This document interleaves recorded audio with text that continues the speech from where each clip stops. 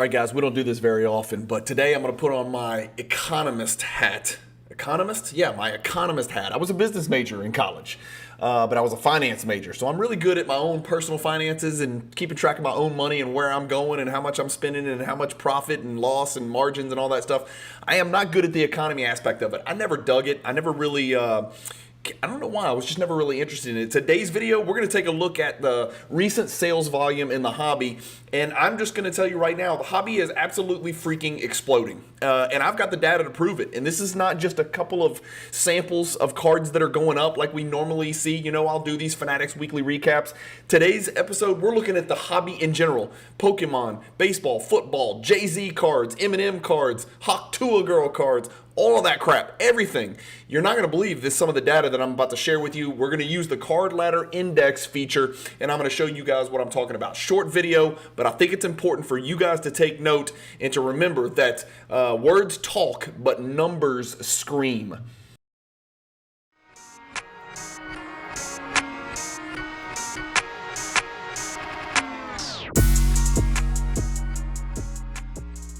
If you've got a bunch of unwanted inventory that you've been sitting on for days, weeks, months, years, ship it to Fanatics Marketplace and let them do all the work. Just make sure when you ship it, you use the promotional code CAJUN, all capital letters, CAJUN.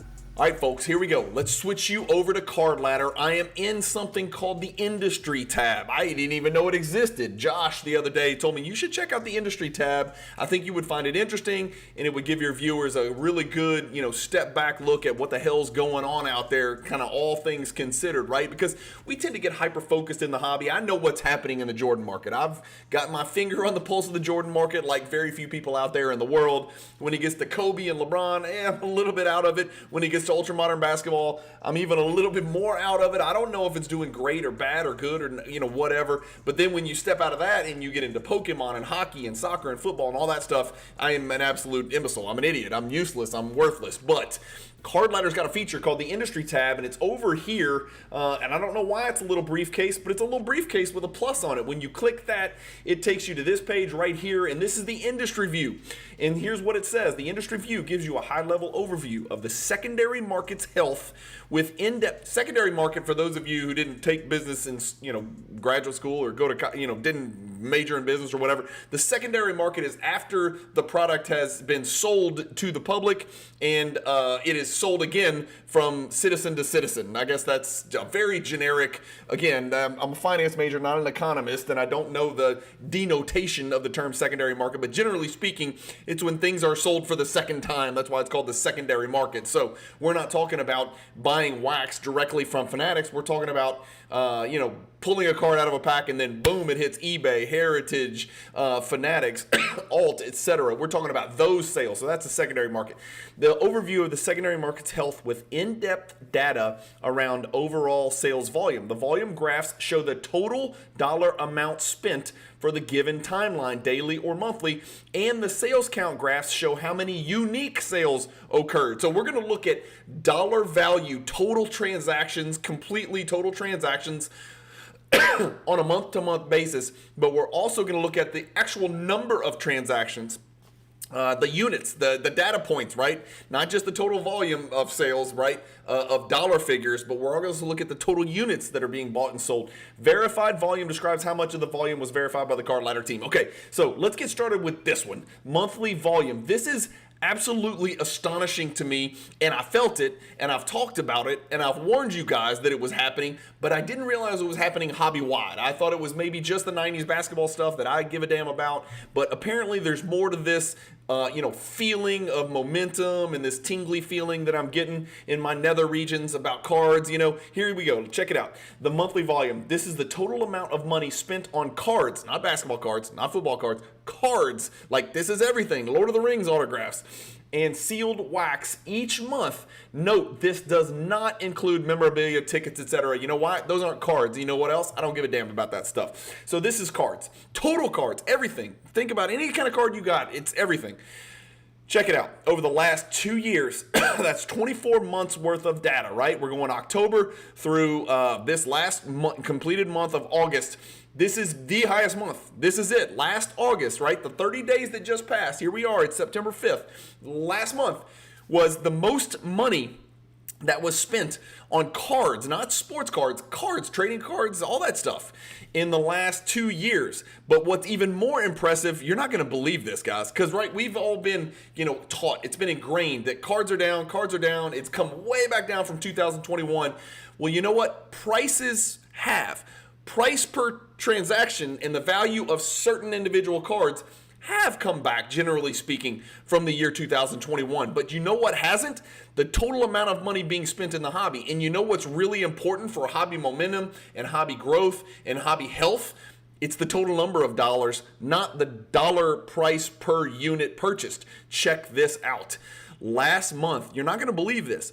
Last month, if I'm not mistaken, last month was the second highest total number of dollars spent on cards in the history.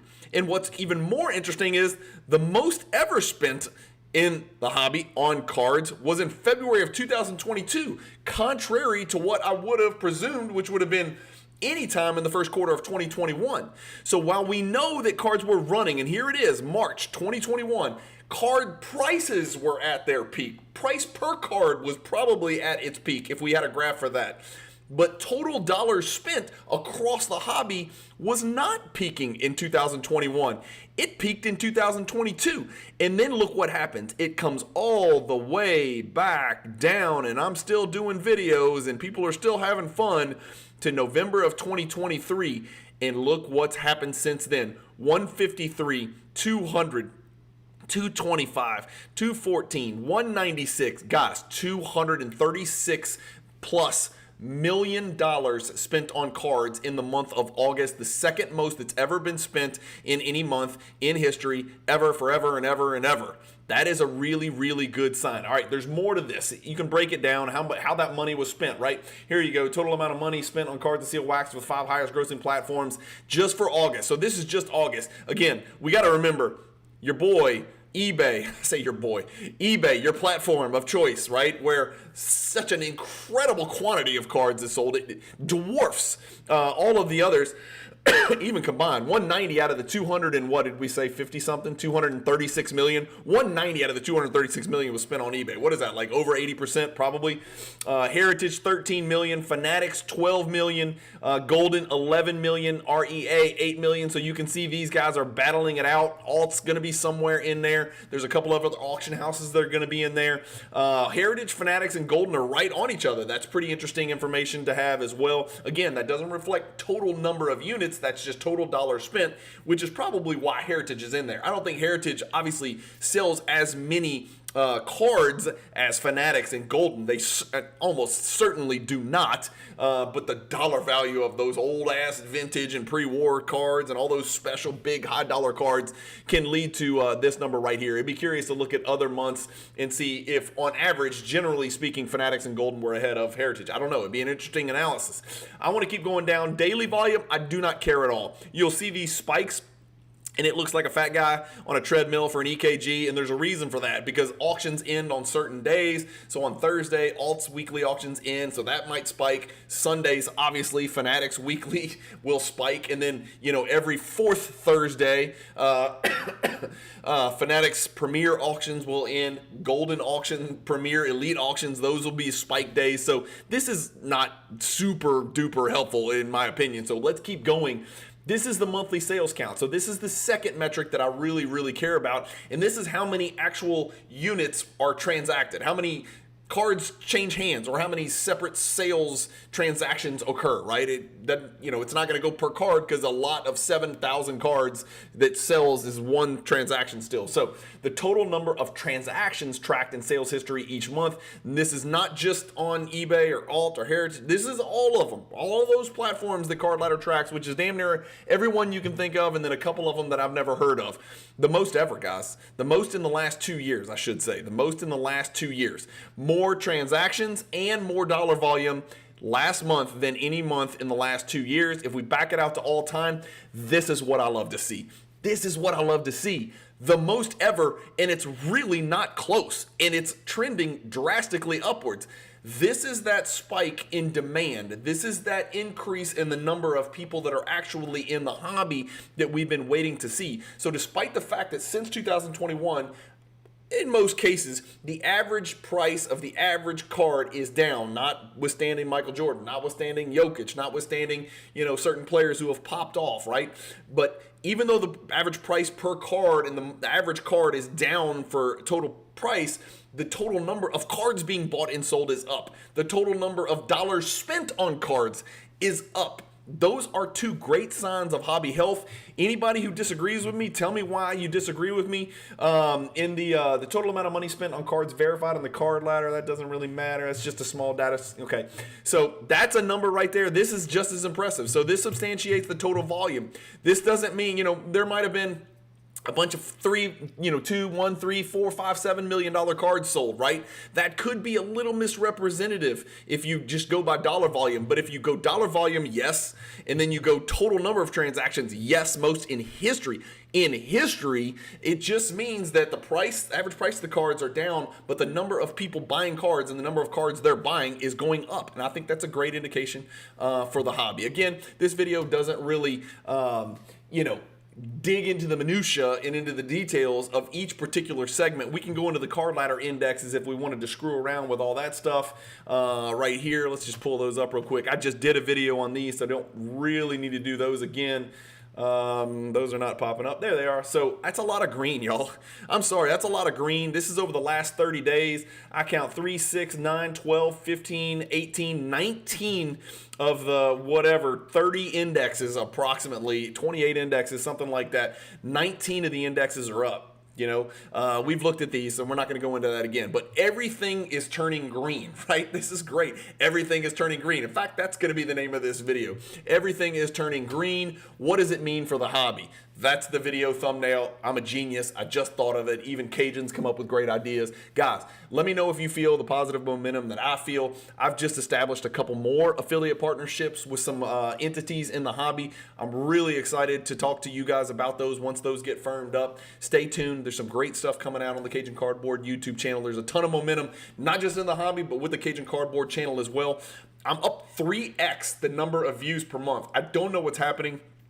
I didn't change anything. I didn't get smarter. I didn't start talking about anything different. I still primarily talk about 90s basketball cards. For whatever reason, it's starting to click and YouTube's starting to feel friendly with me and they're starting to promote my stuff. So I'm excited. I don't think I've ever felt this much excitement about creating content and collecting cards in my entire life. This is a really sort of the peak of my enthusiasm as it pertains to the hobby, not just collecting the cards, but also creating the content. And you guys are a huge part of it. I mean, none of this matters if you guys don't watch the stuff that I'm doing. None of it makes any sense. So hopefully I'll keep creating the most consistent content in the hobby, if not the best content. And we can go from there. Guys, comment below. Let me know what you think about the hobby in general. Are you concerned for whatever reason? But it looks like relatively steady growth. Are you concerned with this hobby growth? Is there some nefarious downside to this that I have not explored?